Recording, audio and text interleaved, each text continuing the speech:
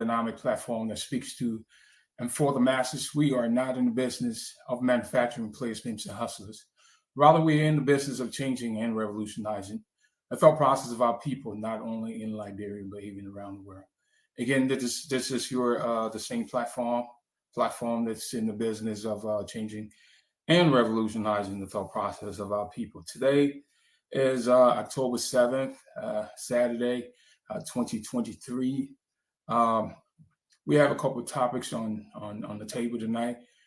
We are going to be delving into a couple of topics that we talk about. For the most part, we probably going to be talking about two of the topics that we have talked about before, and one of those topics is I'll say redistributing the pain, and the second of the two topics will be no room for excuses, because this is your time. Again, our first topic is redistributing the pain. Our second topic is no room for excuses, because this is your time. Again, this is the WE2R Liberians Movement platform, your distinct and dynamic platform. I am your host, C. Ayiti Williams. You might want to call me Charles Ayiti Williams. I'm going to be, hosting today alongside with my colleague, Zizi Avrani, who I actually,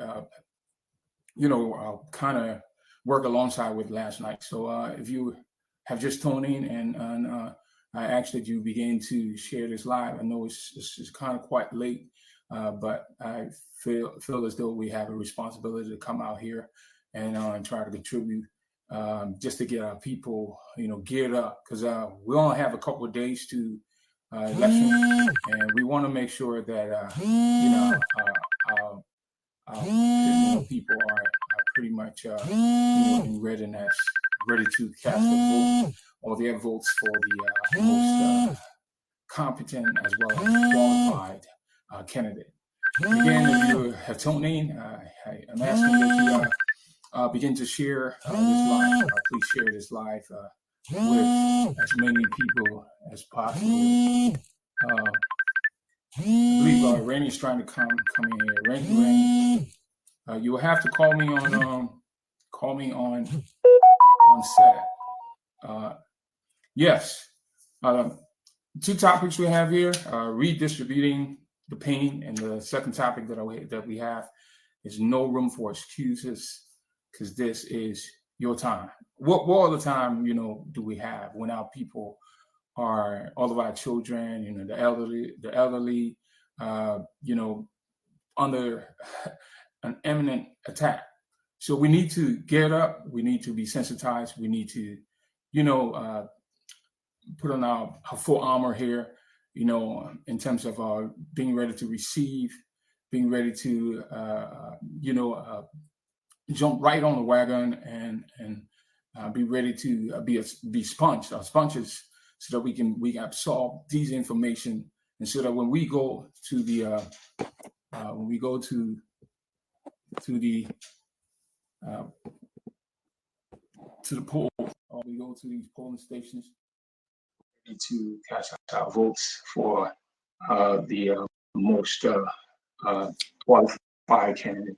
Yes, Randy, I was trying to fool around a little bit just to make sure that you come on board. Welcome. Yeah. Today's edition of the show. Let me get started here. Again, welcome, Zaza Rainey. I know we were on here last night. We want to apologize for the time factor. As we know, we all, we have personal engagement.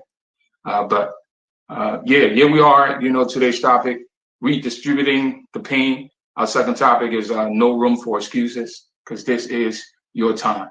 Rainey, I want you to kind of pick up from there. I know we've talked about it. Maybe I can just kind of, give our intro here. I want to start with a small expose. It was Vince Lombardi, who won the coach of the Super Bowl Green Bay Packers, speaking about athletes, who once said that the tragedy in life is not failure, but the greatest strategy is to have gift and do nothing with it. He said that the greatest calamity in life is not that you did not reach the stars, but you had no stars to reach for. And Benjamin Elijah Mays also once said, while speaking to a group of freshman students, he said that the greatest calamity in life is not failure, but the greatest calamity is low aim, is aiming low. And that's why Paul cautioned us in the epistle and said that we as individuals should make every effort, not falling short, but to reach the mark. And so, these two topics, I just wanted to kind of give that little intro or a little expose so that we can dwell on it and then attack these topics and then make that presentation to our people. No room for excuses. This is your time. And we also have now the opportunity to redistribute that pain that has been inflicted or spill out on our people, the pain and agony, starvation, hunger, that's the same thing, right? I mean, look at your educational system, the poor quality, health workers, or look at hospitals, there's a lot of things that you have been denied of, and this is a perfect opportunity now to go to these polls and then cast your vote. So tonight, topic, Rainy, you can pick up from there, redistributing the pain, as well as no room for excuses, because this is your time. Those are the two topics. Thanks, Ayiti, for having me on again tonight. And tonight's topic, I mean, is really, really close to my heart, especially with the time we find ourselves in at the moment as Liberians. It's that time again where we're about to find ourselves making one of the biggest decisions in our lifetime. And that has to do with voting for a leader. I know usually the emphasis is laid on the presidential election, but it also trickled down to representatives, senators, and all of that. I know most senators already, serving their term. But at the end of the day, selecting a president has to do a lot. And in regards to the topic, redistributing the pain.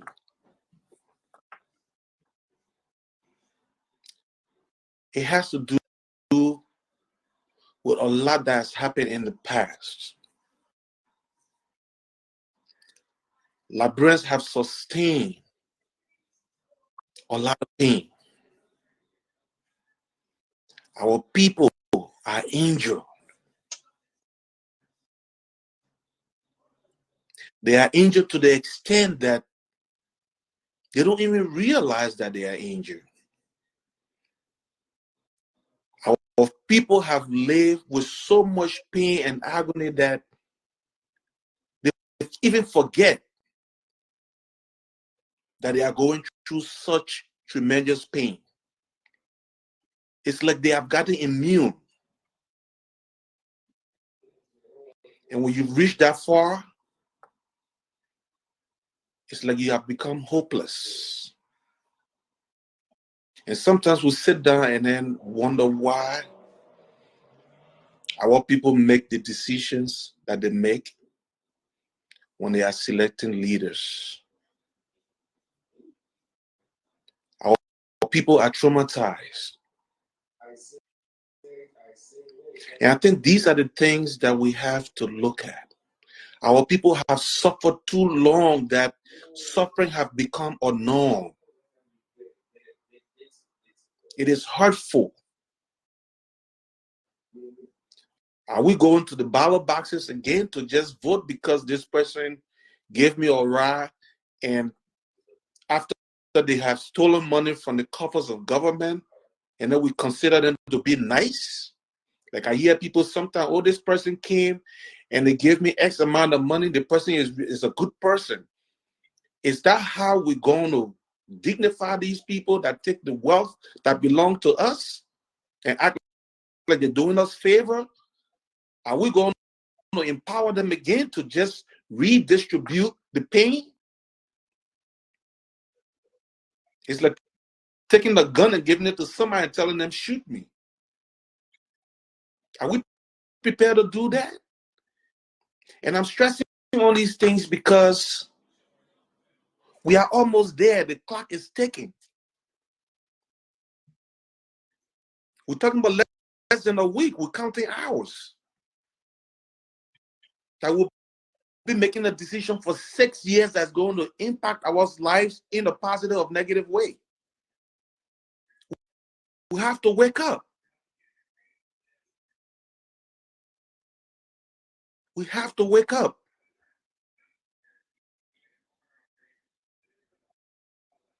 I mean, I'm sorry, I just jumped into this and I started really hitting these points, but Ayiti is serious.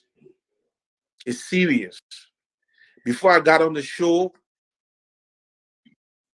I was just going through social media, YouTube, and all of that. The images of our country out there is not good. And these things are they are predicated on the decision we make when we are selecting our leaders. Liberians will have to wake up. We have to wake up. We cannot empower people to make us destitute. We have to wake up. This is our time. This is your time. It is the time that you can say, I am writing the paycheck right now. What are you going to do? Waste it? You're going to pay for the vehicle somebody's going to be driving, and then you have to park on the side or stand on the side for them to pass before you can get back on the street? That's the decision you're about to make.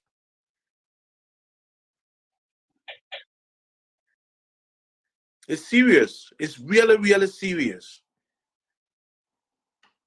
We too are Liberians. I give it back to you, Ayiti. Yeah, Randy, thank you.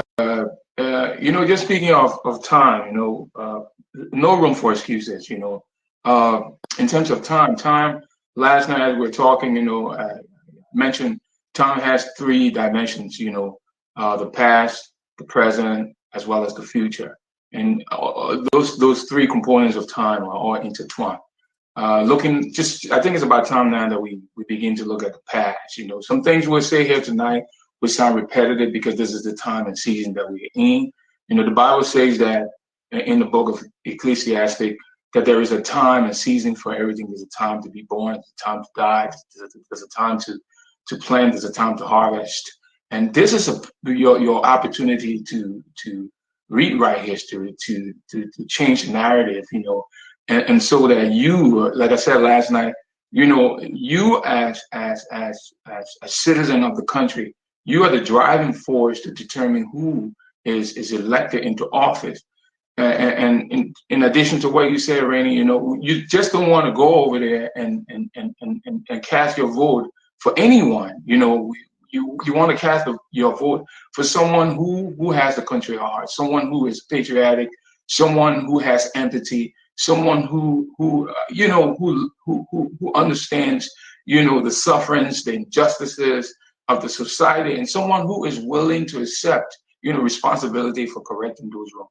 Those are the kind of leaders that we need. And who is that leader amongst the candidates that we have? Those are things that you need to sit down and begin to think about, because if you're just going to go over there and just cast your vote for anyone, because you and that person kind of share the same tribal line, or from the same ethnic group, or that person, the person is a friend of your family, or you are aligned with some organization that person is a part of, then you will be doing your country complete injustice, and you will be doing your children injustice. When we talk about, again, in addition to what I just said, Randy, we have to be strategic now. We need to sit down and start thinking about where do we see our country maybe 10 years from now? Where do we see our country 20 years from now? And so that's why when you go to the pool to cast your vote into that whatever in that ballot box, that's going to be between you and that box and your God. So you have to, between now and Monday, or I know it could be a couple of hours to when you really cast your vote. You can start thinking about what's the condition of our children. What's the condition? Let us now, let's consider, the whole situation as though we've already lived, because the real truth is we're lived. But the children, the people that are going to come after us, when we're talking about time, one will be talking about instant gratification. What can I get now? How can I acquire my wealth? And life is not about the acquisition of wealth. Life is about, how we help the people around us grow to be their best selves. And that's even more important. It's more important. And so when you're going to cast, think about your children, think about your nephews, think about your neighbors' kids, think about your relative kids, think about the nation as a whole, your community, your church mates, all of those things. You are entitled to life, liberty, and the pursuit of happiness. Are you living that now? Your children, are they getting quality education? Think about the job opportunity. Do you have a job? If you have a job now, or you have a job, are you being paid, your pay commensurate with your educational background or your skills, or, that which you are doing? Those are the things that you need to ask. Think about your health system. The mortality rate now, mothers that are giving birth in Liberia right now is so high. Think about all of that. Think about your civil servant, those are the police officers, firefighters. How can they perform if they are not being paid adequately? And those are all of the things that we need to come to think about. We have to really sit down, think about those things, and that way we will be able to. I'm pretty sure we will be able to make some decisions that will affect the country in a positive way. Bring it back to you. Yes, Ayiti, and you lay it really straight. And personally, I want to speak to sectors of the population of Liberia that is really being hit by poverty, by all of the bad things that we can name that's happening in Liberia. I'll start up with the first-time voters. That's a huge number when it comes to the population of Liberia. Those who will be going for the first time. And I'll be honest with you guys, man, boys and girls. Some of us, the war took away most of our youth. I was never able to vote in Liberia.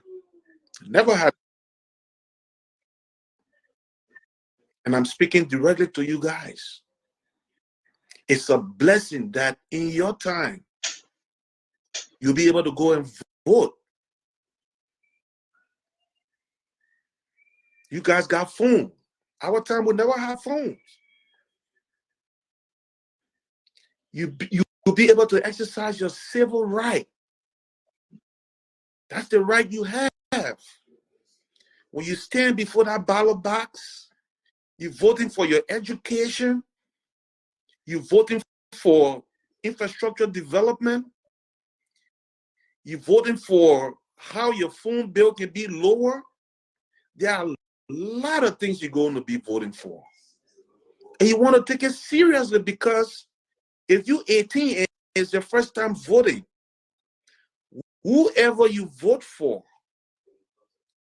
consider it 6 years decision you've made. And you have to understand that those 6 years, you're going to be held responsible for the decision you are going to make on Tuesday.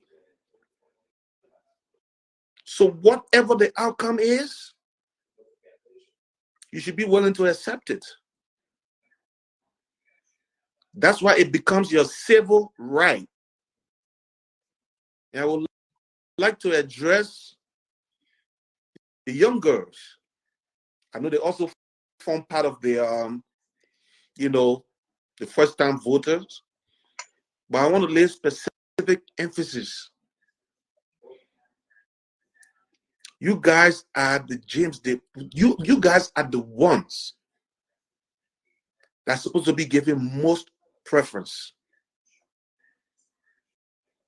I don't want to go into some of the things that has been, you know, perpetrated against you guys, but we know, for heaven's sake, you don't compromise yourself.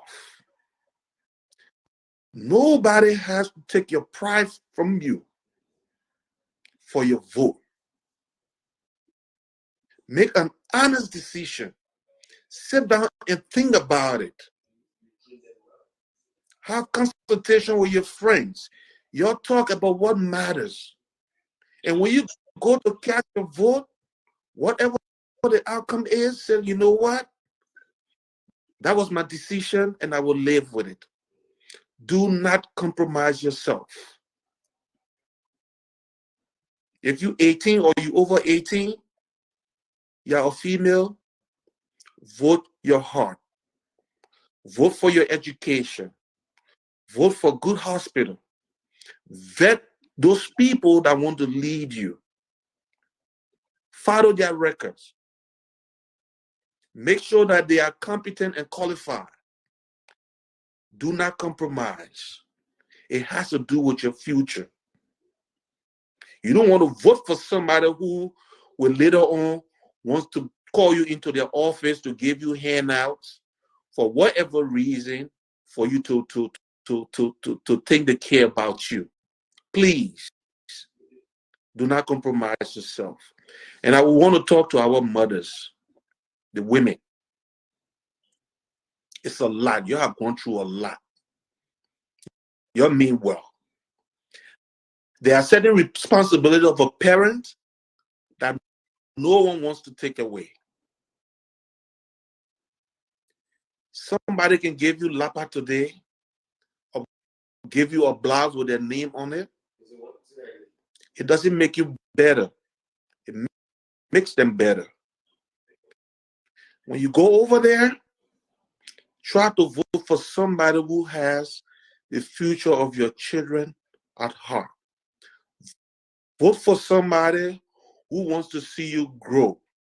Somebody who wants to see you improve. Somebody who will provide security for you. Somebody who will provide light continuously when you go to sell your low market.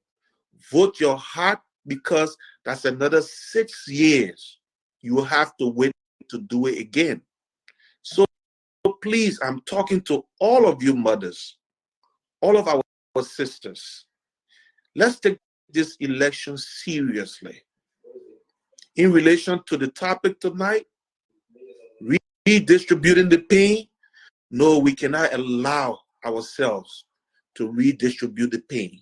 We've gone through a whole lot. It is time that we make wise decisions in this election. And to all of our brothers and sisters, they consider you Zogos or Zogis, this is the time. This is your time. Take this election seriously. We feel your pain, but we can do so much. We all have to join our voices and our effort. Let's vote the right person. You stand out there, sometimes you feel bad about your situation, but trust me, it starts with the vote. It starts with the vote. Don't go vote for somebody who will tell you, oh, we'll give you X amount of money for your battle. You worth more than the battle. You can be able to work to and provide battle for somebody. Don't put yourself at the tail of the line. Strive to go to the head of the line. I will give it back to you, Ayiti. Yeah, Rennie, just in addition, I know we're just pretty much just chit-chatting, trying to encourage young men, young women, older life, because a lot of people are stuck in this box. People have been still enslaved, mental captivity, and just having these conversations. The book says that fit comes like hearing and hearing the word. The more we hear, the more it will kind of resonate. and you know, with respect to redistributing the pain, you know, again, a lot of murder cases, Rainy, would never. I'm a victim of that. My cousin, you know, was killed alongside another lady. There was a host of other, you know, I guess, others that were killed. There have been massive killings, you know, and besides that, you know, you just think that again, you know, not to sound repetitive, but just think about the living condition of your people. Think about the living condition. It's deplorable, you know. All of those things have to improve. The decision here has to be collective. You know, we have to all come together now as we go to the poll. We're not here to tell you who to cast your ballot, your vote for, you know, as you go to vote on Tuesday. But we want to just kind of identify or to point you in a direction so that you can see for yourself, you know, because it's easy to once you get that handout, you know, you get that 15,000, you get that 20,000, or you get that $1,000 at the expense of your country, at the expense of your people, then you feel content, and then you know what you're doing. You're ruining the future of the people that are behind you. You know, this is about the reason why you have to redistribute this pain that they have inflicted, that they have given you. You've been suppressed. You've been oppressed. You know, I you know, give a quote that Dr. King once said. You know, he said the oppressor never voluntarily give freedom to the oppressor, never voluntarily give freedom to the oppressor. I mean, to the oppressed. The oppressed has to it comes with constant agitation from the oppressed to the oppressor. So this is your opportunity. I mean, they're in power. They have all the resources. They have everything. You are on the lower spectrum. What you can do now without your vote, they can't come back. Without your vote, they need you. So as you go down there now on Tuesday, this is your call. As Rainey just alluded to, you know, you don't want to go another 6 years, you know, to go through this pain and agony, to live in abject poverty in your own country, you know, where you cannot even afford a single meal, you know, you cannot even afford to help your kids, you know, continue their education. People have become beggars. A lot of our family members, you know, people calling for $20, people calling for $10, and you know, this is not to be involved with politics, but I mean, we're just here to advocate or to desensitize the people so that our people can make the right decision. So all of us now, those of us who have traveled outside, those of us who are in the diaspora, you know, we'll be able to go back and take our skills, take our knowledge, you know, to build that country and make that country better. Liberia has come a long way. The first republic, you know, I wanted to think the first republic in Africa. You know, we have a history of doing well, a history, you know, that goes a long way to the transatlantic slave trade, and you know, American Liberians coming back to find colony and all that kind of stuff. Though we had a divide, and we all can now come together. You know, just vote into office this one leader. But we need, think about it. We need a robust leader. You need someone who can come down to your level, someone who is willing to get into the trenches. You know, make sure that you have food.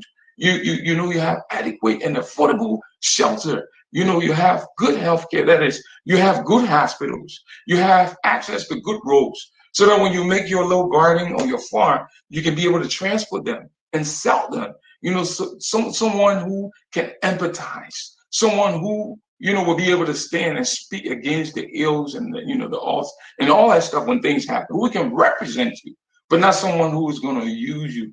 Because a lot of times, you know, Rennie, they use that whole European style of stealing, where, you know, you rob, you steal enough, then you become nice. And so, you know, this is all about enlightenment. That's why we're here to kind of talk about, you know, us being able to, because there's nothing you can do now. You don't have the resources to say you'll be able to redistribute the pain the way that they have done it to you. Your perfect opportunity that you have is to go down there and ask them, you know, let them be out. You know, just go ahead and cast your vote, you know, appropriately, you know, with respect to the characteristics that I just identify here. You know, those things that has been placed on you, all the pain and agony that have been placed or thrown your way, we have to. So there's no room for excuses. You know, Morehouse College has a fraternity creed that says that excuses are tools, you know, for the competence used to build bridges to nowhere and monuments of nothingness. So we cannot sit back there and say, you know, I'm not voting, or you know what, I'm just going to vote for this guy who can help me pay my rent or pay my kids' tuition. But look at the bigger picture, the big picture, the overall goal and objective to make sure that we have sustainable, you know, it's sustainable growth. You know, something that will allow us to be able to create standard and structure, even if the next government comes in and that government is doing well. You know, we talk about how we will build our roads, how our houses will be built, what type of constitution we want. You know, everything is set up so that when one government leaves, whatever government that's coming to succeed that government will be able to walk in that path, and then we can just have continuity. You know what I mean? And that's what it's all about, really. And I just wanted to pitch that in.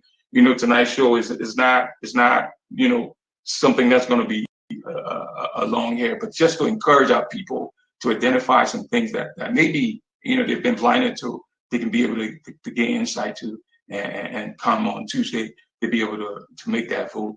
You know, that will you know, change the narrative. You know, again, this is the WE2R Liberians movement platform, your distinct and dynamic platform that speaks to and for the masses. We are not in the business of manufacturing players, pimps, and hustlers. Rather, we are in the business of changing and revolutionizing the thought process of our people. So this is about the mindset.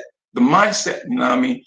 Always remember that there is a crown above your head that you got to grow taller enough to wear. Those of you who have acquired a PhD, the master's degree, you know, the bachelor's, I mean, Harvard, you know what I mean? And all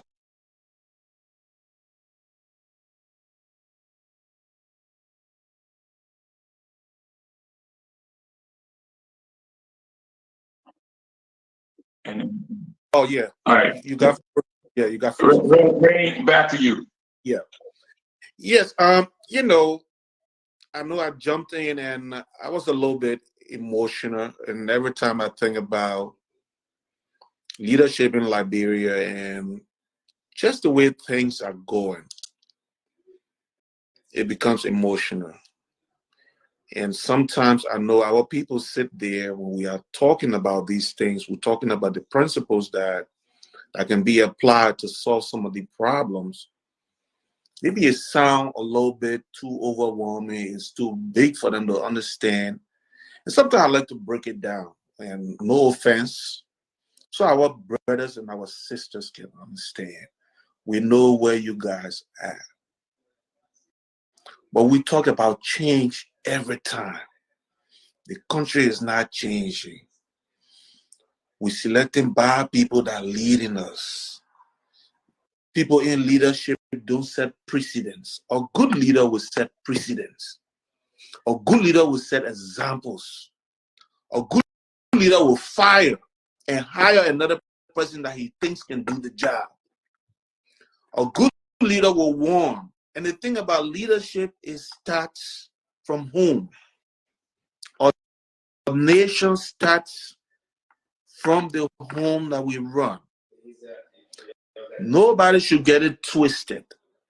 That's why we are challenging you people. The change that we all want for Liberia starts with all of us. If you go over there, you want the country to change tomorrow for you or for your children, it's about those decisions that we all can make together today, going forward. Those things that we did that gave us the same results we've been getting, no. We have to change them to bring positive ideas, better ideas. It is a time where we have to start to talk. Oh, I want to make this decision, but I want to share with you what you think. 2 heads are better than 1. And when people say these things, we can say it's too simple. It's an ordinary saying. It makes a lot of sense. When they say a person is a scientist, that person is not being a scientist just by they do research, they join with other people and come up with their findings and they share ideas. We can do the same thing for Liberia. That's why we are challenging you people who want the country to change. We have to start doing the work for change today. We should have started yesterday. So as we are going on to vote, it shouldn't be party-based. Let it be about what these people can deliver. And when we're talking about delivery, not what that they're going to give you now. What we can continue having.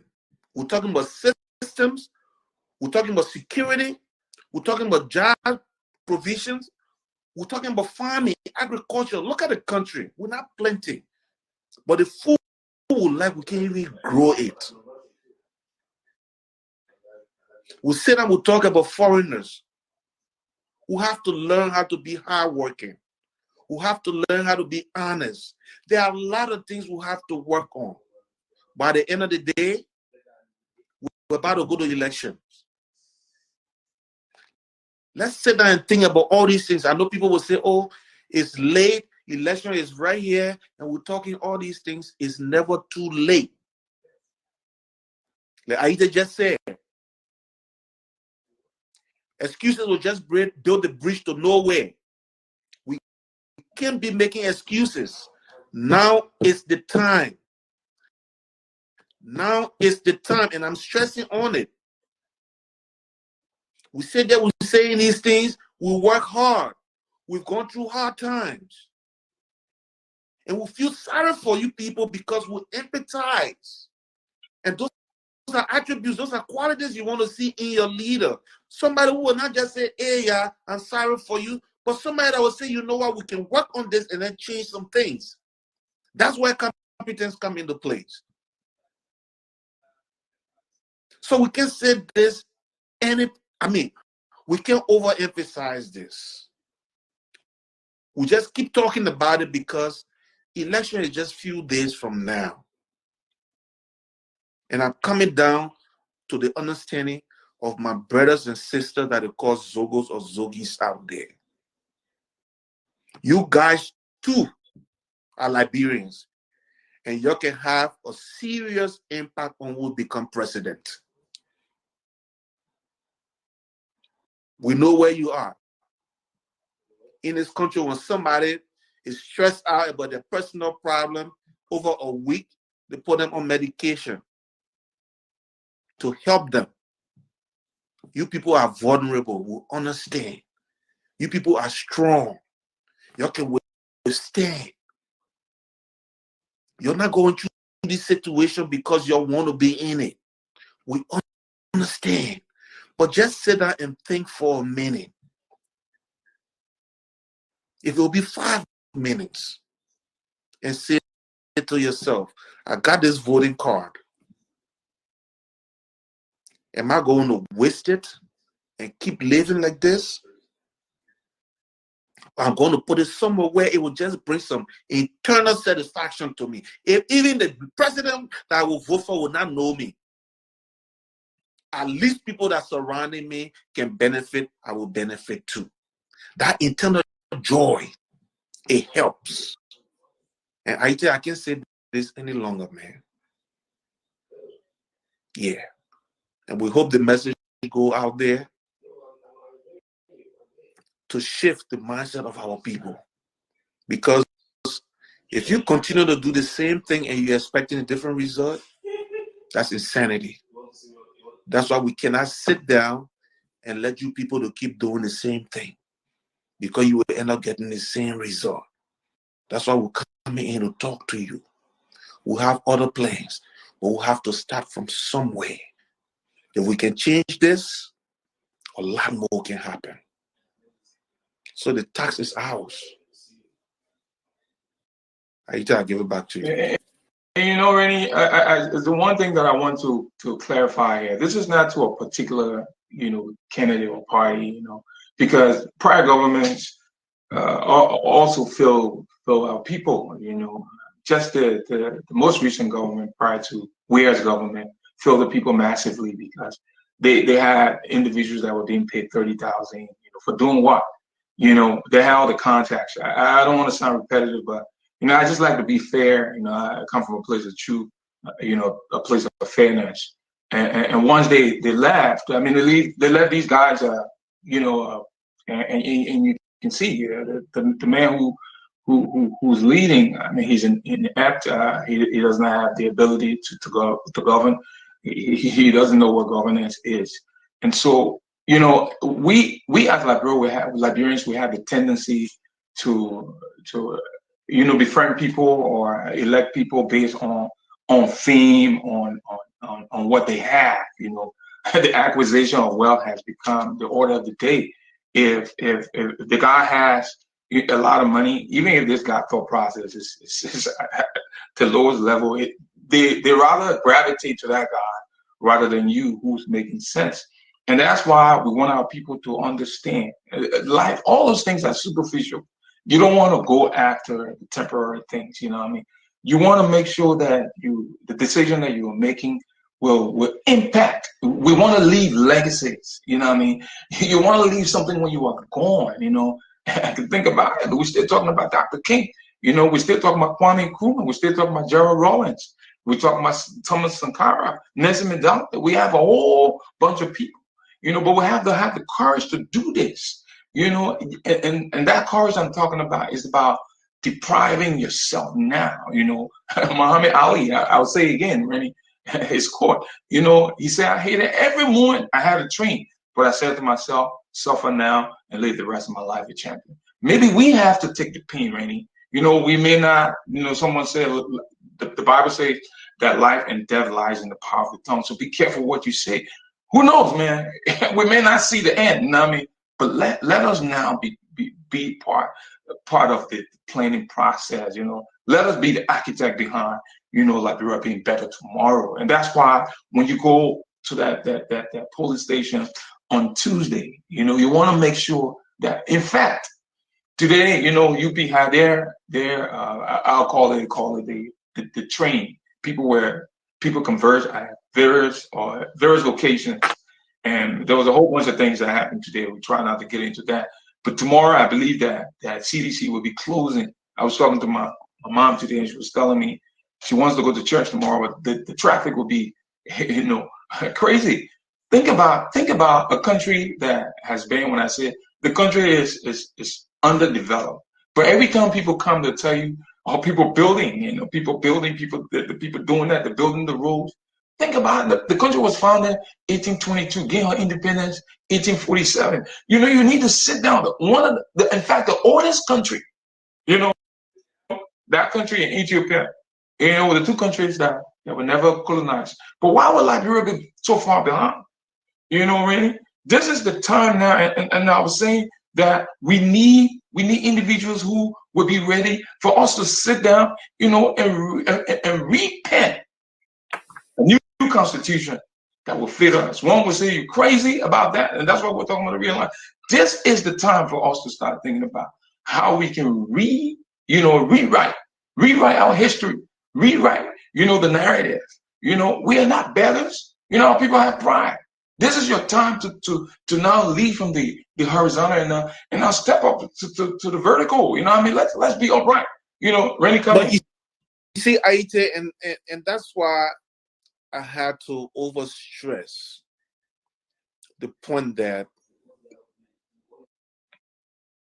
our brothers and sisters, we cannot sit back and act like we go into we go to a theater and the performers are there and they are the only ones that's supposed to be up there to perform. Just stay, watch. No. Every Liberian should be capable enough of being one of the performers or one of the players. Any Liberians can choose to be a spectator. But you cannot sit there and empower somebody to make you a spectator. Right. When you have the right, your civil right, to determine whether that person stay being a spectator or be a performer, you have it in your hand. Just as it's a collective effort. And that's why we're sitting here tonight and talking about this. Because if we can talk about these things, then we open up our understanding as to how we can go about making this decision that will impact our lives and the lives of our children to come. We have to sit down. We can be players too. The people that are supposed to run Liberia, their name were not written to say these are the only people.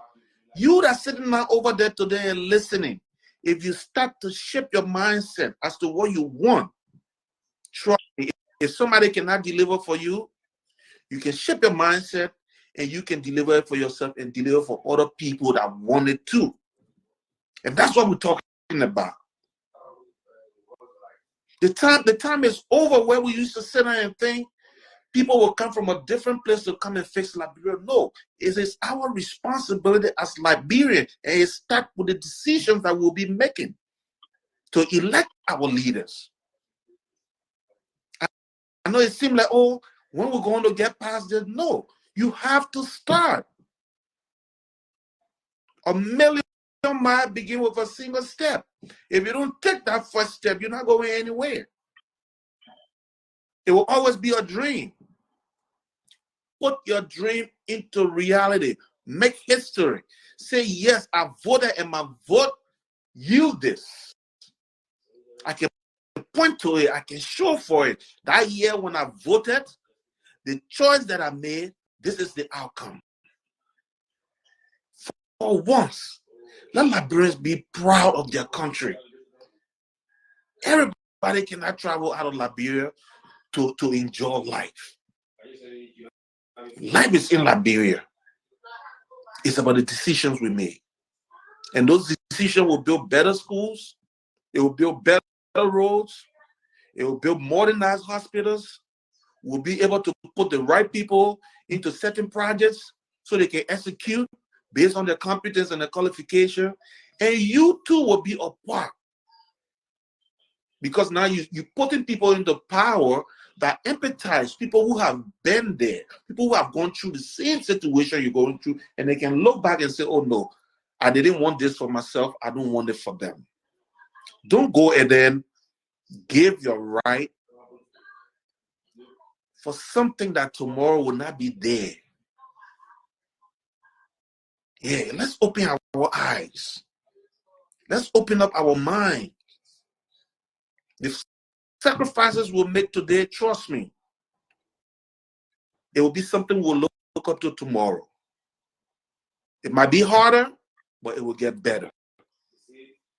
Please, people, I submit to you, Ayiti. Yeah, Renee, I wanted to, I didn't want to kind of get confused here, get distracted. But what I wanted to kind of mention while you was talking, I know it came to my mind, but it kind of slipped off. That Rennie, I think we also have the tendency to demean ourselves sometimes, thinking about what family background we come from, what school we went to, our educational background, all that stuff. God uses the foolish things, to perform the wise, and so that's why. To take for example, look at Obama. Obama never knew his dad. I mean, he saw his dad, but I'm saying his dad was not involved. But see who he became. So, and that's why the WE2R movement is about changing the mindset, regardless of your economics, your social status. And the reason why we're saying that this is your time, the time again. You could be talking about right now, right now. Right now, I got to get paid. That 30,000, I gotta get it. But the time that we're talking about all encompass, the past, the current, and what's ahead. I was listening to Spoon Talk today, Rennie, you to throw a little light on the name We Too Are Liberians, and this is a movement. I want you to throw a little bit of light on that. Let the audience know a little bit as to why we are on this platform and talking the way we are talking, especially incorporating everybody. You know, Rennie, the We2R Liberians movement, like I say, we collectively, two. If someone asked me the same question, the two there, we as we have a vested interest. We, those who are in the diaspora, and those that are in Liberia, locally in Liberia, those of us who are spread all over the world. We also are part collectively, those in Liberia, those here, those in Europe, those in Asia, we too, all of us, we are all, the two come together now. We talk about locally and the diaspora. We are all Liberians. We are all working together. We all should work together for the common good. But at the end of the day, we who are here, we do have vested interest in that country. We want to see the country thrive. We want to see the country become better. And that's why we continue to stress this. And so if you're concerned about what that We2R Liberians is, that's exactly what it is. We too are Liberians. All of us are Liberians, regardless of where we find ourselves, locally or, outside Liberia. Internationally, we are all Liberians. We are all here to work together for common good, to build this country and make the country better. That's what the We2R Liberians is about. And that's why we say that we speak to and for the masses. And seriously, this particular government and a lot of the past government, we have things, we have hustlers. People go there, to squander funds and all of that. So we are not in the business, Now that I've clarified that, manufacturing players, pimps, and hustlers, we want to, build individual, produce individuals who, leaders, upright individuals who have love for the country, individuals who are willing, to die for that country, and individuals who are willing to make the sacrifice, willing to ensure that the country, is brought up to the top. Liberia can be the country of choice. You know what I mean, Rennie? Yep. That's exactly what this is all about. So that We2R Liberians movement, that's what it is. Locally and internationally, we are all one. Two come together. We one. We do have a vested interest in the country. It's not a class. It's not about being in a certain category. We are all Liberians, and everybody is being considered the same. Correct.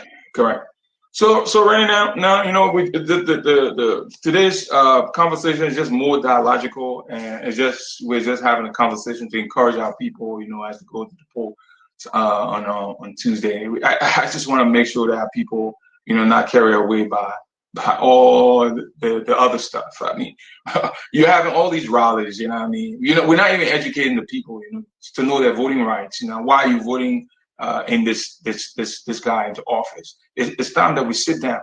Do not allow anyone to try to give you a handout, and then you go there and then vote them into office, at the expense of the masses. Whatever you do it in the interest of the masses. Do it in the interest of your children. Do it in the interest of your neighbors. Do it in the interest, of even those that are outside, because you want to see your country be brought up. And that's the essence of this. So with that pain now and agony that has been given you, that have been thrown your way, if you can think about that, if you can sit back, in retrospect, I was listening to the Spoon Talk. That's exactly what I wanted to talk about, and then I got thrown off. This guy, Colonel Remy something. Yeah, exactly. He said something today. I think it took me off guard, because he said he wants Liberia to be returned to, I believe, the pre-1980. You know what I mean? You're talking about pre-80s. He said that Liberia should. I don't know what your perspective on that. I don't want to divert, but when we talk about time, I know it's also important that we talk about the past. He's claiming that life was a lot better, more structured. I don't know what your take on that. If this is our time, as we find ourselves in this situation that is so debilitating and painful. I mean, I know sometimes. I mean, Remy Gray, of course, is like an older brother and a retired military guy. I know him personally. No offense, but you see, I think sometimes when people speak in that form, looking at Liberia's situation right now, they sit down in retrospect and say, you know what, but I think growing up around this time, things were better as compared to now. But life has changed, Ayiti. We cannot go back to the time before the 80s. Maybe there were things that happened around that time that we can copy from and enhance and use them. But to go back to that time, look at our kids. What we're talking about here now, we're not talking about ourselves. We're making preparation now for our kids. You want to try to live like during the 80s or before? But those of us that live around that time, that's why sometimes when we discuss it, we talk about previous government. What did they put into place that could help stop some of these things that are going on? So we want to live like lawless people with the kind of world we live in now where anybody can go to the store and buy a gun and they can ship it to anywhere they want to ship it. People know how to do those things. You want to have people just around having arms and they can't even get proper registration and all of that? No. That's why we're trying to shift the minds of people. It's not easy, but if you can shift this, you can institute any system. And these are the things we'll be talking about. You see, when we start to shy away from having sensitive discussion, then we leave these people that depend on us for knowledge, we leave them hanging, we leave them in limbo. People don't want to talk about Congo indigenous. The Congo people messed up, the indigenous people messed up. Let's get past this thing. We are all Liberians. But until we can search our individual selves as Liberians to sort out those things, we got problem. And we sit there and we wonder why we're not growing as a people. We believe in this class. Oh, you got to be part of this class. Certain people want to be bearing some name. Oh, I'm Congo, and this person and myself who went to the same school. All of those things are not relevant when it comes to the group of Liberia. They're not. But then when we get squeezed in the corner, then we say, oh, Liberia was built on Christian principles. We got to be true to ourselves, man. Got to be true to ourselves. Going back to change things to like, you cannot have a military rule or what kind of rule they had in that time you're talking about. I was much younger. Can't remember what happened before 1980. So how can I even relate to what was happening to make it a part of my life today? And I really can't say much about the years before the 80s. I can't remember. I was an infant. But Randy, maybe you have read some stuff and you've had conversation with people, so it's quite the chances of you kind of learning some things from back then or knowing some things from back then. It's a possibility. Yeah, that's what I said earlier, Ayiti. I mean, at the end of the day, we read a whole lot. President Toba was the president at the time before the 1980 coup. And he's being considered by a lot of Liberians as one of the best presidents Liberia ever had. But you and myself can sit down and then looking at the kind of Liberia we grew up in, we know Liberia had problems. We grew up in the 80s. Was Liberia all that? Liberia was not all that, and the war came and even made it worse. Let's be honest. And you see, sometimes our people want to pin this picture like Liberia was the best. We understand it was those days.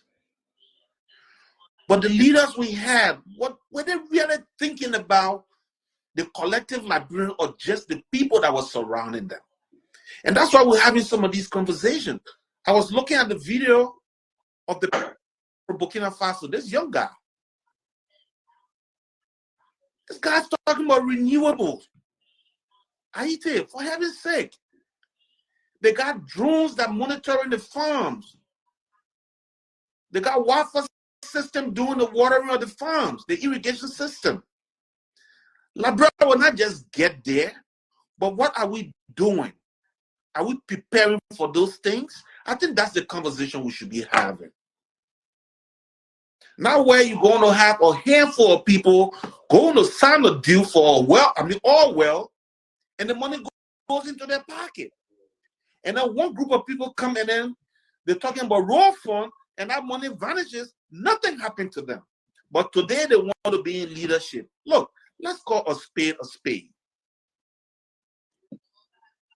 You cannot heal the soul if you're not going to clean it up and put the proper medication. But people want to keep putting band-aids. It don't work that way. We have to stop deceiving ourselves and deceiving the young people that are coming after us. Or else everything we're doing here will just be in vain. We have to expose them to the truth so they don't make the same mistakes we made or our parents made. I think that's why we're on this platform for. So Randy, let me just show you something. Again, I hear the current president, normally when he speaks, he says that he says to the citizens, he says, "You're young people, this is your time." We have a country that is pretty much drug infested. We have that demographic now then we have another group of people. You're talking about from 1990 to maybe 2004, 2005. So those are people that we have to deal with. If this is our time, this is their time, and they're going to cast their vote, on Tuesday, what can you say to that particular group? Because I know you and I, we talked today, some people feel some type of way about, their parenting or where they come from, their economic, their social background. Other people, you're talking to people that, just like you said, the class of people who have been branded the name that they carry, and the slave master's name. Not to denigrate anybody, but if you are Yakbalo, I think you should be proud of yourself. If you are like my Peking, Terry Bondo, that's a name that I would want. My name is Ayiti, I'm proud of my name. I'm not trying to take away from anyone. But when we're talking about this is your time, this is your time. We're talking about the young people, this is your time. Not to keep people deprived of their rights, not to keep people, at the lower spectrum so that you can be on top. It's all, this is all, I call it diabolical, duplicity, and all that kind of stuff, because it's the strategy to really, really keep our people down. So if we're talking about this is our time, this is your time, we should be looking at, like I said, time has three dimensions: the past, the present, and the future. Let us put all in perspective. Where we're sitting down, we kind of look at the past, now we're sitting down. Let us begin, let us begin to think about what we want for this country, what we want for not only us, but the people that will come after us. Really think about it. Think about the educational system. People are graduating. You're graduating into a very competitive world. But people graduating now, they want to work at the bank. They can't even do 1 + 1. Let me say the simplest way, Rainy. People graduating from the university, the guy has a bachelor's degree. He probably wants to go back and be a professor. The other guy wants to work at the bank. What is the standard that we are setting? These are, these are pertinent issues that we need to discuss. And look at what happened back in the days. Our parents, some of our people, they sold in the marketplaces and were able to send their children to good school, renowned schools. It's not even happening. People calling for $30, $20, $10 here and there. Why would we be living here in the 21st century like we're living in the pre-diagnostic time when we heal from a lineage of great people, great people. So we have the reason why, right now, lady coming, we keep saying that this is your time, this is your time. Where we came from, our ancestors were great people, people that built roads, people that built bridges, civilized people. Today, what you see, what has now been modified. It actually came from Africa. So yeah, they kind of carved us into separate countries, but we all are one people. So when you see yourself, you did not come here just to play around, to fool around.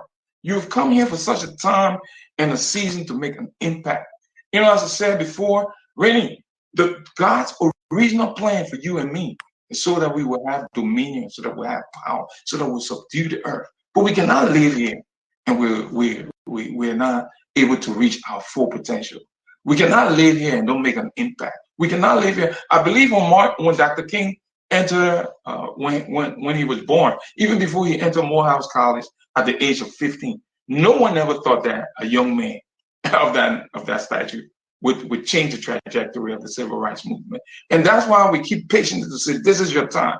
Let us vote into office the person who will seek our interests, someone who will be able to ensure that you get quality education, someone who will be concerned about you getting some kind of affordable health care, build better hospital. Not only that, you're building these hospitals, but we're not training our people. We don't have, professionals. We're not producing doctors. What are we doing about our institutions? Our universities, our colleges. Those are things that we need to think about. And that's why, I always go back to when there was rice shortage in Liberia. Those people were ready to storm the street. But think about it, when those auditors were killed. How many of them were killed? Nobody jumped in the street to revolt or to say something against that.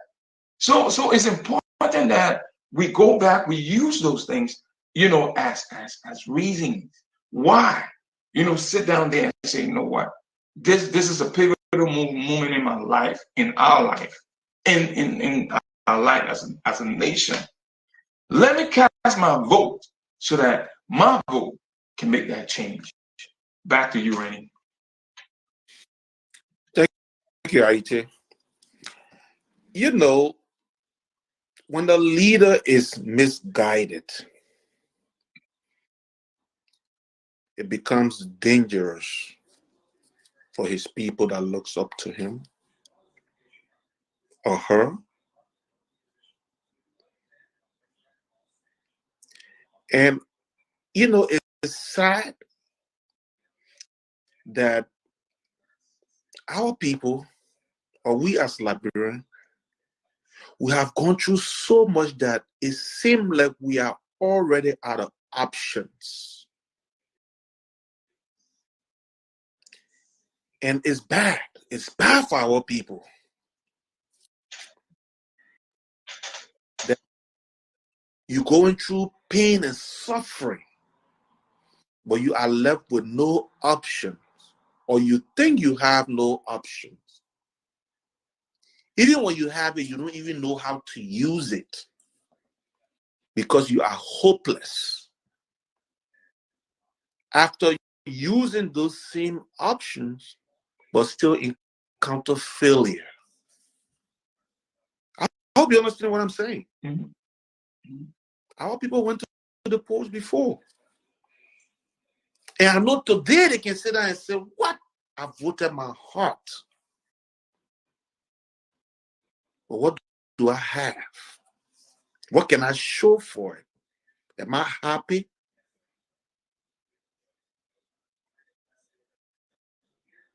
We've seen rallies. We've seen the attendance. We've seen the expressions on the faces of the people. It tells you. You think they got the best or they're anticipating the best? They're only expressing their frustration. And they are hopeful. They don't even know what they are hopeful for, because the option now they have, it doesn't even seem to be enough. Because they've applied before. They know what they got.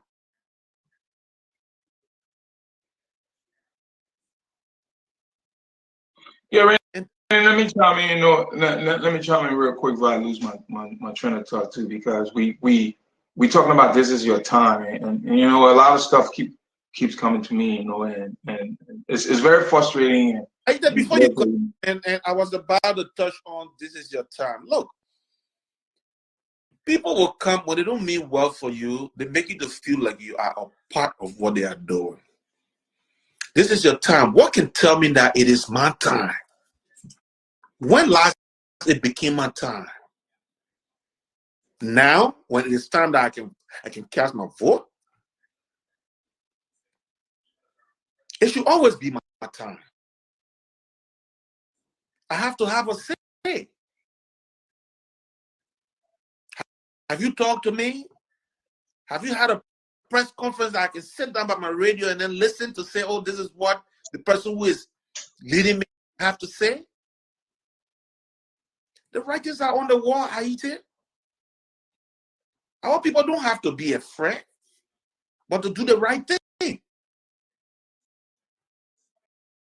Yeah, go ahead. I just didn't want to lose that, Yeah. I kind of went off track, but I'll try to get back on track here. Respect to this is your time. No more room for excuse. I think we have to really. This is the time that we have to act now, immediately. We have. What is it today? As let's just say today is Sunday already. So we have Monday to cast your vote. Again, your vote or your votes pretty much serve as the driving force to who is going to lead you. And I know it's hard because a lot of us in our country structure such that we don't make choices based on critiquing people. There's no debate. You got people, almost everybody. Someone travels, someone gets into business and they succeed in the next thing. He wants to be representative or he wants to be senator. And that's it. And someone who doesn't really understands how to govern just because they have some level or some kind of opportunity now, it means that there are other areas we can get into. You can get into the private sector. You can get into. You want to get into government, that's not a problem. But we need people that will be talking about creating jobs. When we talk about this is your time. Your time, use it wisely. Use it to empower your people. How can you empower your people? You got to start building some kind of technical schools. Everybody don't have to go to university. This is your time when you're talking about the time. Talking about creating some kind of middle class. So that people can be able to walk into the middle class, so that it can create that balance. Creating something like an institution to ensure that we have affordable homes. Because some people don't even have. I'm talking about place to stay. People cannot even pay their rent. Think about all of that when they're talking about this is your time.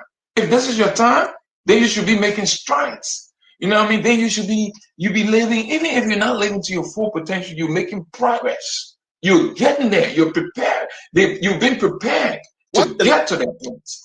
Inclusiveness. Yeah, and that's why that's exactly what I want. I want people to get the picture, because you're going to make a critical decision now. Decision that will not only affect you, affect the masses. You talk about people that are living now, and then the people that will come after you. You talk about years and years to come. We're not trying to ask you to cast your vote for a particular person again, but you got to vote your conscience right after this. If you cannot sacrifice yourself now, if you cannot make that sacrifice, to be the sacrificial lamb for the people until Liberians can make the sacrifice, Rainy. Liberia will never be better. I think Ghana went through hers. You know, other countries went through theirs. You know, Rainy, it's about time now. I think we've been through too much, too much, too much. And this goes way back to the foundation. But this time is the time that we thank God for technology. You know that we are able to get information here in a split second to see what's going on in various areas. I think this is a perfect opportunity now for us. Look at your country. People have to. You go to Maryland, you have to go through the Ivory Coast. You drive in Liberia, go through the Ivory Coast, and then come back in your country. We're supposed to be talking about national roads, man. You know, we have national roads. You know, like our nice expressways. We're supposed to be talking about intercounty roads. You know, talking about municipal roads, building plants. Plants will produce our bituminous, our asphalt, our concrete plants. You know, it will create jobs. We have the iron ore. We have the natural resources. This is our time. That's what we're talking about. I just wanted to inject something, and it sounded so funny. I think I shared with you one time, and we're having a discussion, you know, in a gathering, and somebody who used to work in government before mentioned, oh, such and such role has been completed and it's an international highway in Liberia. See, and this is my thing. When we sit there and become so complacent with nothing, then we don't strive to grow. Pretty much tell me, what do you consider an international highway? So I told the person, I'm like, you sure that's an international highway? Oh, yeah, it's an international. The road is wide, all of that. I'm like, you know what they consider before they can call a road an international highway? Oh, you're trying to be technical. I said, look, we have to be honest with ourselves. Yeah, we have a road that was rehabilitated. Yes, call it that way. I said, you're smart enough. But you want to stay here, and now you're talking amongst the people who haven't been to Liberia over a long period of time. Now you're claiming that there's an international highway that is being built, when you could be a spokesperson for the government. I said, don't do that. I said, yes, we're not going to sit here and then denigrate our country. By the end of the day, don't tell anybody here that the country has what it doesn't have.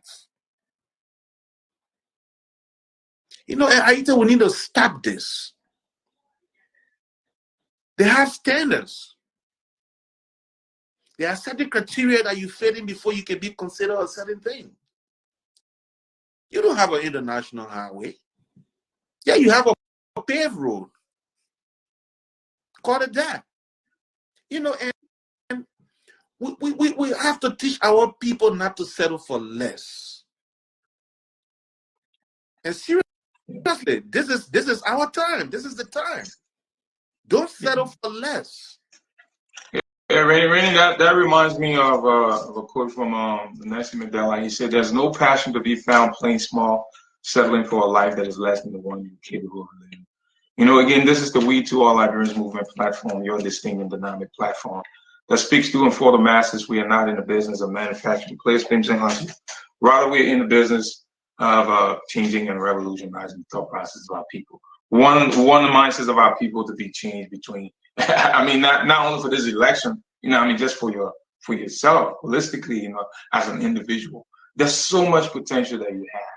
You know, we cannot allow this perfect opportunity to pass us by. This is the time now that you need to go to the pool and make the perfect choice. You know what I mean? Foot your conscience, you know what I mean? All of the things that we've talked about, the things that you have been deprived of, you know what I mean? Good roles. You know, your children, some of your children are supposed to be doctors, some of your children are supposed to be lawyers, some of your children are supposed to be engineers. Even, Renee, just to add to what you were saying when you mentioned you wanted to talk about girls. Renee, do you know that the girls, female, do you know what you have? Do you know you're the producer of the word? You're the producers of the world.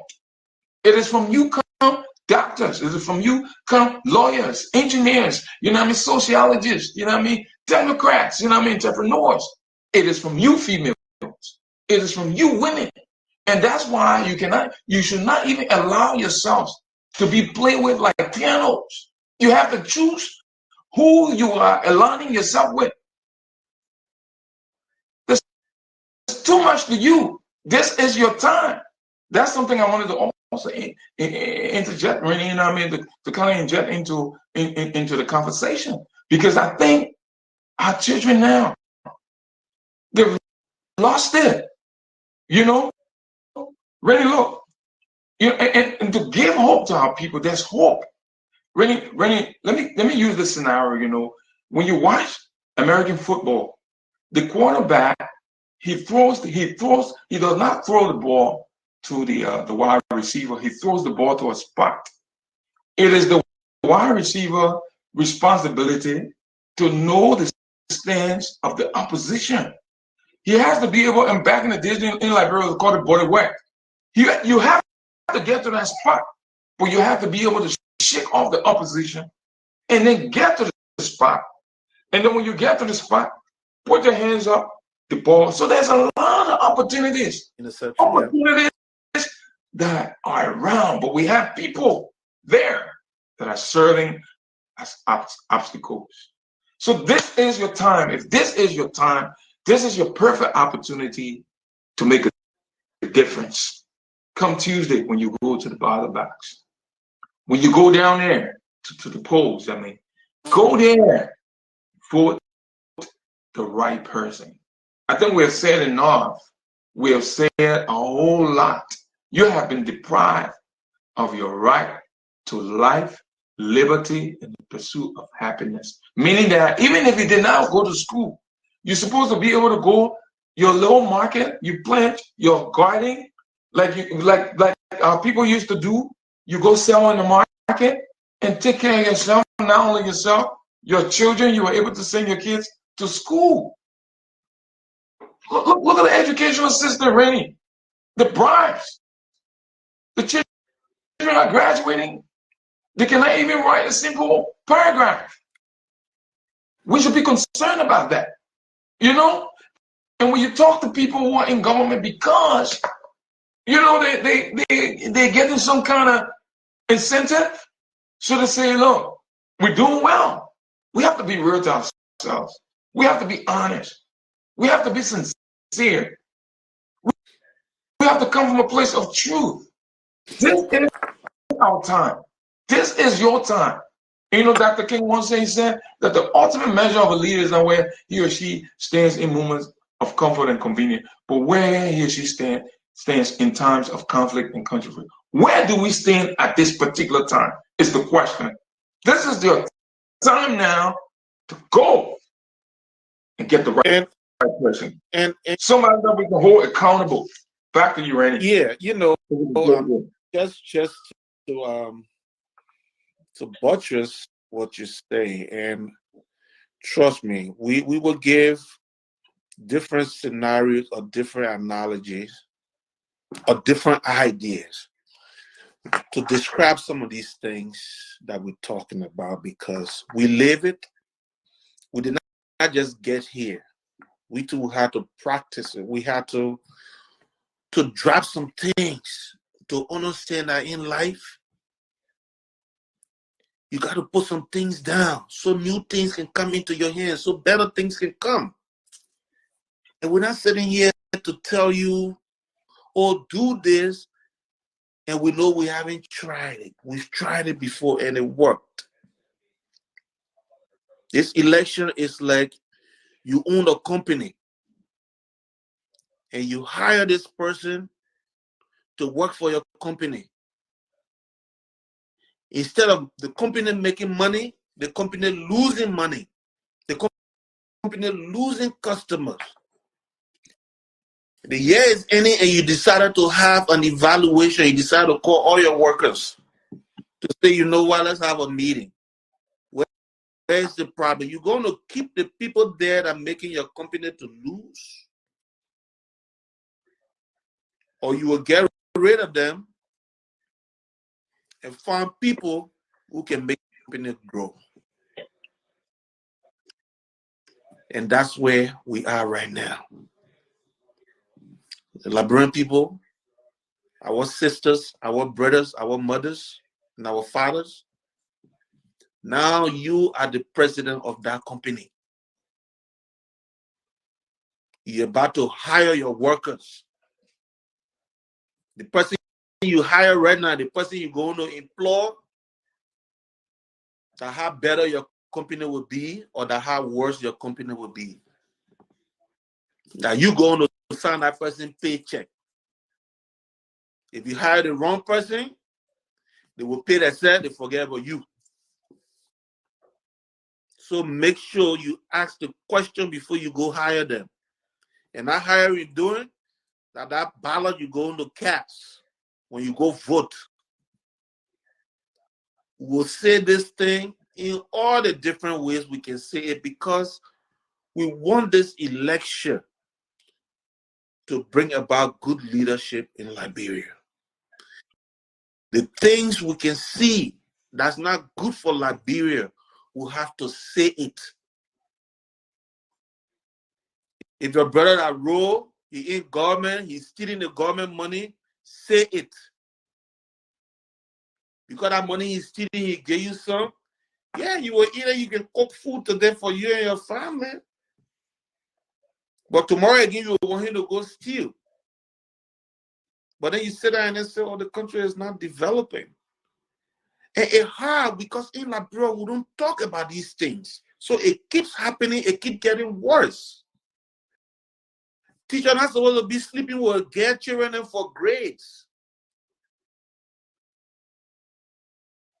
And if the leaders are talking about these things, it will stop.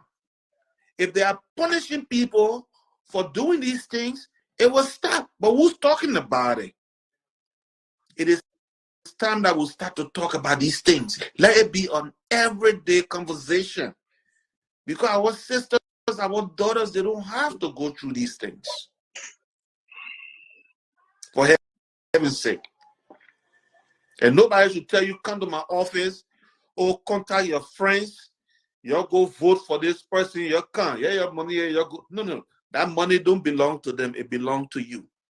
Do not compromise your vote for anything funny.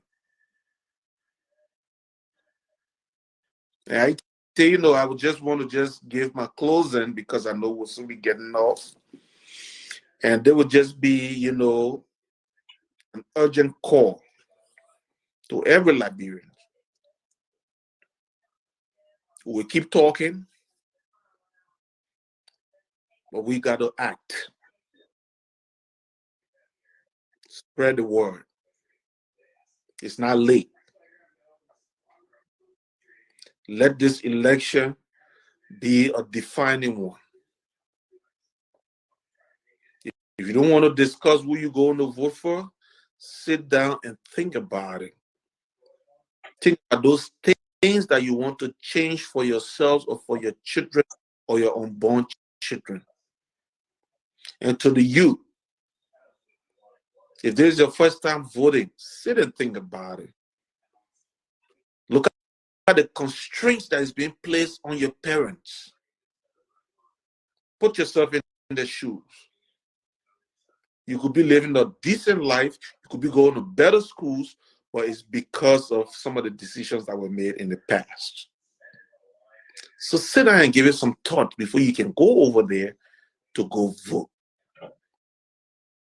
Do not compromise yourself. To our brothers, giving you names, our sisters, they call you all kinds of names. They think they're smarter than you. They think they're better than you. No. You too are a Liberian. It is your time. You can make some changes. If you're happy with the situation you're living in, then maybe you're just not going to do anything. But if you are not happy, you will make a better choice in this election.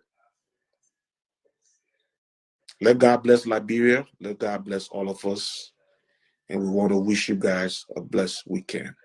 Back over to you, Ayiti. Yeah, that was the voice of Zizé Efrain. Thank you very much for all of your contribution. Pretty much, this show was geared towards you coming in to share your insight on the two topics, you know what I mean, which were no room for excuses.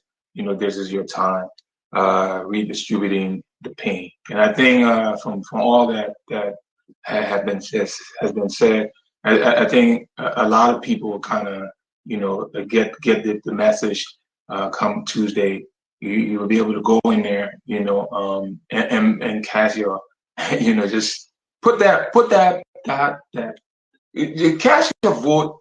I don't know how to say it, but you will be in there by yourself. No one is going to be in there. Make sure. I don't know if they're educating these people. Don't be under no stress. Think and rethink your decisions before you make up your mind now to know that this decision that you're making today will affect your life tomorrow. You know what you have been through, your children, children.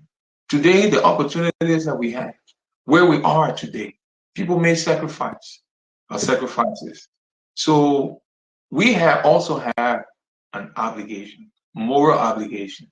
Dr. King once said, he said, the arc of the moral universe, it bends towards justice, but I'm telling you, it does not bend on its own accord. We all collectively bend when we all put our back into it.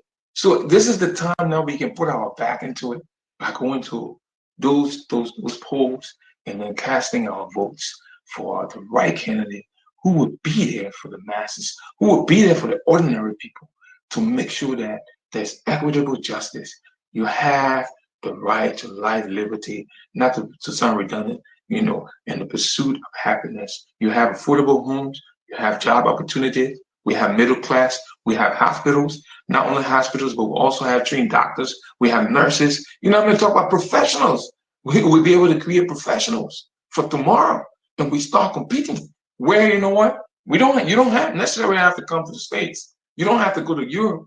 You can live right in Liberia and live your best life. We're thinking about coming back, to live comfortably, enjoy the greeneries, our beaches and all that kind of stuff. They are our own houses, where we can contribute to our own country, build roads, build nice houses, set up our infrastructure. Those are things that but if we settle for less, where you sit there and you're building your houses in the swampland, wetland, no drainages, think about your roads and all that stuff. Your children are getting quality education. Those children are supposed to be the nation builders. Our girls have been reduced to prostitutes and all that kind of stuff. When you, in fact, like I said, you're the producers of the world, women, the females, from you come doctors, from you come lawyers, from you come kings, and all of that. So to close up, man, I have been your host, man. This is the WE2R Liberians a movement, a platform, we are here, we're all about changing the mindset, changing the thought process. Think highly of yourself. The Bible says that so men think of himself, so is he. You are more than a conqueror. You are not Zogo. You are not beggars. You are not destitute. You have not come here, to be on the lower spectrum. You have come, to have life and to have life more abundantly. Again, I'll quote Jeremiah, the book of Jeremiah says that if I know the plans that I have for you, not to harm you, but to prosper you and to bring you to an expected end. So again, this is the WE2R Liberians movement, a distinct and dynamic platform that speaks to and for the masses. We're not in the business of manufacturing placements and hustlers. We're in the business of changing and revolutionizing the thought process of our people, not only in Liberia, but even around the world. Rainey, thank you for being a part of the show today. I believe strongly that our people here got the word, and come Tuesday, they'll be able to go out there and cast their vote for the most competent and qualified candidates so that they can change the trajectory of our country. God bless everyone. You have a great night, and I look forward to seeing you guys hopefully we will be back tomorrow, if need be, just to kind of, encourage our people so that they can be out there, not to be to these rallies, just having a good time, but to be there for the people that are behind you. Thank you. You have a great day. God bless you. Have a blessed